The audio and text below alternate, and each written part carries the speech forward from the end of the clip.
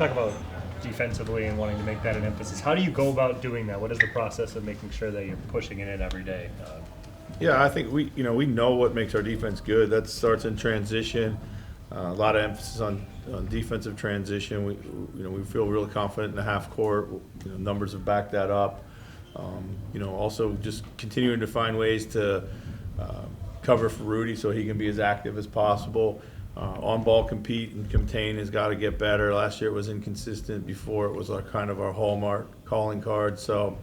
Right now, like those are the things that we're focusing on. A few tweaks on different things that we're trying to see what they look like, maybe with regards to rotations, etc. When it comes to helping each other, but it's really kind of just being better at the basics that we know that drives our defense. How do you enforce like ball pressure? Like, is it the second you don't see it, you stop it? For sure, yeah, absolutely. As soon as you're not winning that battle of the ball, you blow the whistle and kind of get them up and get them where they need to be. Mike was saying yesterday that the team kind of challenging Ant on the defensive end of the floor this season. How has he been receptive to that? And how do you go about, he has a lot on his plate offensively, and that requires a lot of energy, but making sure that his energy level is consistent at both ends of the floor. Yeah, I mean, first of all, like we all have seen the type and level of defender Ant can be. We've talked a lot about consistency and the consistency of habit as one of the areas of improvement, no matter what it pertains to. Ant's he's got to measure up here. We might do different things with matchups that put him in kind of more high leverage situations, which we know that he can do and he enjoys. And it's an NBA mantra that if you do so much on offense that you're allowed to not play defense. It's the best teams don't do that. They do what's necessary as much as they possibly have to do it. So. Second unit front court, you kind of toggled off on Nas and Julius's role in the front court. Yeah. What's that going to be like this year, do you think? You talking about offensively, defensively? Defensively. Yeah, defensively. We just gotta. We need to be more aggressive. I think a lot of times we had those guys on their heels. We've got to, shrink the floor around them. Earlier to our help spots, more of a fly around mentality.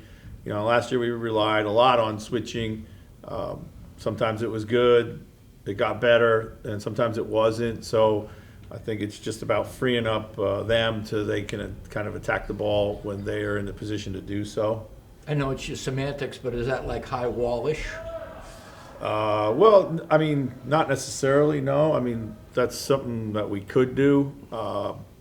But I think, the game right now, teams are so comfortable playing through the pocket and have so many skilled bigs that can make plays from the pocket that you have to, evolve what that looks like, what a high wall looks like. So, Chris, Ant also mentioned the other day it's kind of an off-season focus on ball handling. Mm-hmm.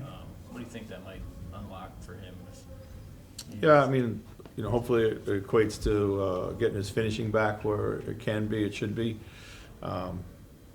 He faces a lot of directional coverages where they're trying to send him a certain way. So being able to attack those when that happens, it just by default puts multiple guys on the ball, which is what you want. So, but yeah, just being able to kind of I think simply get to his repeatable shots, and that might help him more in like closing and clutch situations. So. Chris, how do you go about you listed off a bunch of priorities in training camp to us the other day.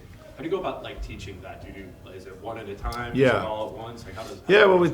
We start with the overview. The main themes that are underpinning the season, whether they be kind of habit based or mindset based. Then today we highlighted defense, some of the things that we need to do better. What makes our defense good, where there's significant areas for improvement, team level and individual. And tomorrow we'll do the same with the offense, and then from there we'll just kind of pick out the themes that we see that come up. Chris, Mike and Micah both talked yesterday about when it comes to transition offense. Yeah. one of the early instructions is if Rudy gets the ball, Mike is the guy who takes it. Yeah. Just, is that order of operations just needing to establish a kind of a little pecking order to get people going in the right? Yeah, I think, as we evolve, we'll have multiple guys being able to bring the ball up in that situation, and of course Mike's not always going to be on the floor. Right. So, but right now we're just trying to add depth, play with more of a hit-ahead mentality, and to do so you can't have multiple guys coming back for the ball. So just being a little bit more clear in our transition principles is going to help that for sure. And then from there, we'll see kind of what it looks like. I mean, we still want Julius bringing the ball. His rebounding better and pushing would certainly help, but I also like when we advance it to him and he's able to make plays. So, and of course, we don't want Ant to just spend all game running to the corner. So, it's a bit nuanced, but we got to be a little bit clearer on getting depth and how we do that. Will vets play much in the preseason? Have you figured that out yet? Yeah, I think so. I think there's a need for us to play. Not 100% dialed in on what that looks like, but I think you're going to see our guys certainly playing. Listen to TJ talk just about what his expectations are. It's clear that he knows what his role is and what is being asked of him. What's the value of a young player just understanding I got to do what they're telling me to first and foremost? Yeah, I think it's huge. I think it's the first stage of player development. I think it's the first stage of getting yourself on the floor. I think it's the first stage of maximizing your own talents. I think it's a foundational piece to understanding how you fit and succeed in this league. And then everything grows from that. So it's what we like about TJ is he does know who he is. He is a highly repeatable game. And it's simple, but that's not to say that it's that's certainly not a slight. I mean, simple is often best. So. The times when your defense looked like you probably wanted it to look like last year, a lot of those times Jalen was on the court. Yeah. What do you lean more and more into that especially as you try to really establish that identity? Well, I mean, definitely. We have a multitude of guys that the benefit of having him on the floor too is it allows us to move Jaden around. But again, Ant's going to have to take some of those matchups, and there's just going to be times where we're all going to have to be better and on the ball. And I thought that was the biggest slippage from 2 years ago to last year. So Jalen's just such a great ball hawk, has a nose for it, competes. He's just one of those guys.